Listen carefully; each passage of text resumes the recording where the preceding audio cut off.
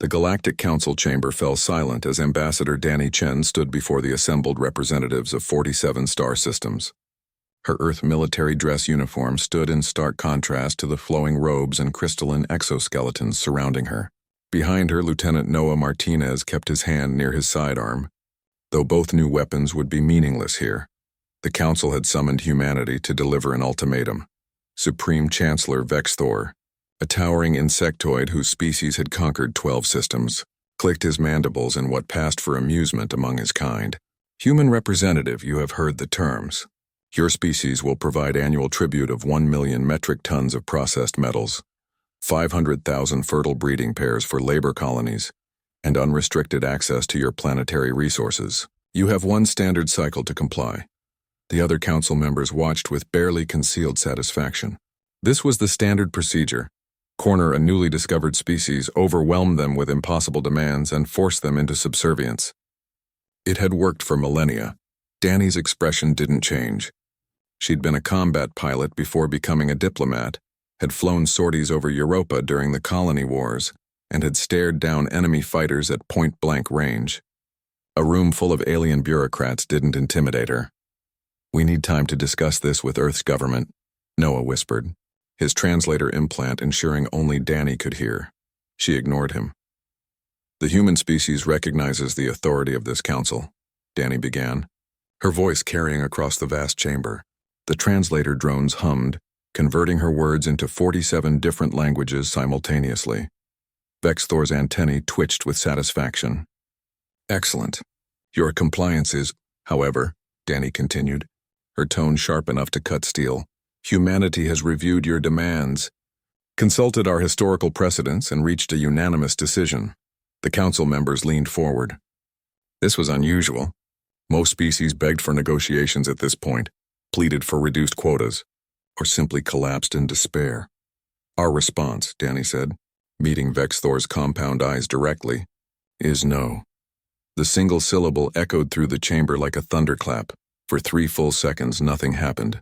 The translator drones recycled the word, checking for errors. Surely they had misunderstood. Surely the primitive human had meant to say something else, no?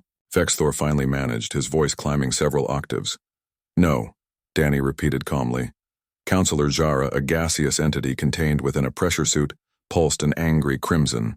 You cannot refuse the Council's tribute order. Every species pays tribute. It is the price of admission to galactic civilization. Then we decline admission, Noah said, stepping forward to stand beside Danny. His hand was no longer near his weapon, it was clasped behind, his back in a parade rest stance that somehow looked more threatening than any aggressive posture. You don't understand, hissed Merchant Prince Kyloth, his scales flashing warning colors. Refusal means isolation. It means no trade, no technology transfer, no protection from hostile species. Danny smiled, and it was not a pleasant expression. Let me tell you what we understand, Counselor. We understand that you've been running a protection racket for the last 3,000 years. We've done our homework. Every species that refused your generous offer was mysteriously attacked by pirates within months. Pirates flying ships with engine signatures matching Council fleet auxiliary craft. The chamber erupted in outraged chirps, roars, and electromagnetic pulses. Preposterous, Vexthor thundered. You have no proof. We have all the proof we need, Danny replied. Human hackers are very good at their jobs. We've traced the financial networks. We've cracked your encrypted communications. We know everything. Noah pulled out a data chip and tossed it onto the council floor. It skittered to a stop at Vexthor's feet. That contains evidence of 42 separate extortion schemes, 18 assassinations of non-compliant leaders, and proof that your hostile species attacks are false flag operations. We've already distributed copies to every independent system in the galaxy. The silence that followed was absolute. You've also made a critical miscalculation, Danny continued. You assumed we're like every other species you've bullied. But humans have a saying. We didn't claw our way to the top of Earth's food chain to roll over for anyone. We fought through ice ages, plagues, world wars, and our own worst instincts to reach the stars. We're not afraid of you. Vexthor's composure finally cracked. You're outnumbered. Outgunned. We have fleets that could turn Earth into molten glass. Then do it, Danny challenged, her voice dropping to a deadly whisper. Attack us.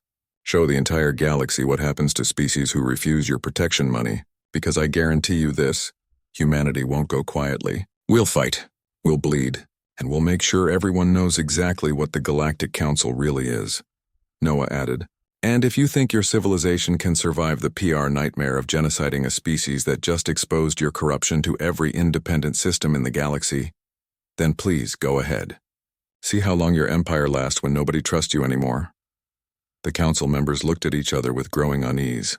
This wasn't how it was supposed to go. The humans were supposed to capitulate, not call their bluff.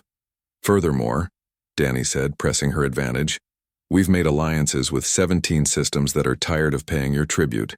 They're waiting for someone to stand up to you. Congratulations, Council. You just found them their champion. Vex Thor slumped in his seat, the fight draining from him. He'd seen that look before. In the eyes of apex predators from a dozen worlds. The human female had it. They weren't just refusing, they were ready for war.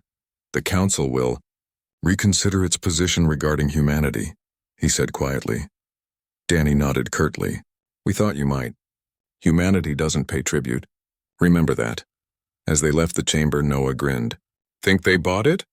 The bluff about the alliances? 50-50. But our no was real enough. Danny smiled. Sometimes one word is all you need. Behind them, the Galactic Council faced its first real challenge in millennia, a species that refused to be conquered. And that single word, no, would echo across the stars.